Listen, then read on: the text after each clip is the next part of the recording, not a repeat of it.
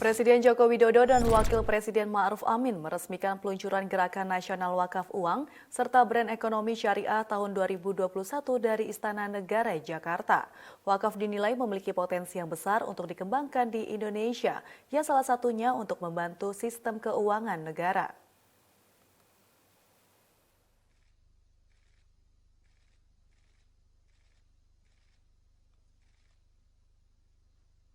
Presiden Jokowi dan Wapres Ma'ruf Amin pada 25 Januari meresmikan peluncuran Gerakan Nasional Wakaf Uang atau GWNU, serta Brand Ekonomi Syariah tahun 2021 dari Istana Negara Jakarta. Dalam sambutannya, Wapres yang juga Ketua Harian Komite Nasional Ekonomi dan Keuangan Syariah mengatakan, wakaf memiliki potensi yang besar untuk dikembangkan di Indonesia, salah satunya untuk membantu sistem keuangan negara, di mana dapat mencapai 180 triliun rupiah per tahun.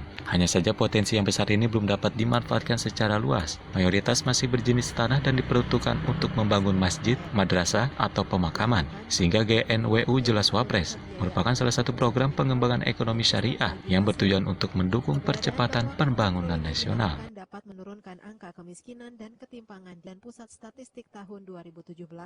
Mengingat wakaf biasanya dilakukan oleh mereka yang mapan secara sosial dan ekonomi, maka pengelolaan wakaf yang profesional diharapkan akan menarik minat pewakaf wakif kelas menengah atas.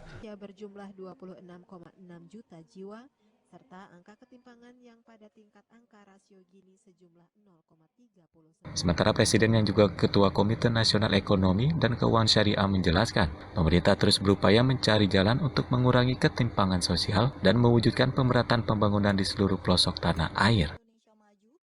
Upaya menjadikan Indonesia sebagai pusat rujukan ekonomi syariah. Untuk mewujudkan kita sudah targetkan nanti insya Allah di bulan Februari ini bisa diselesaikan. Kita mengembangkan bank wakaf mikro di berbagai tempat dan memperkuat lembaga zakat infak sedekah dan wakaf untuk mendukung pemberdayaan ekonomi umat.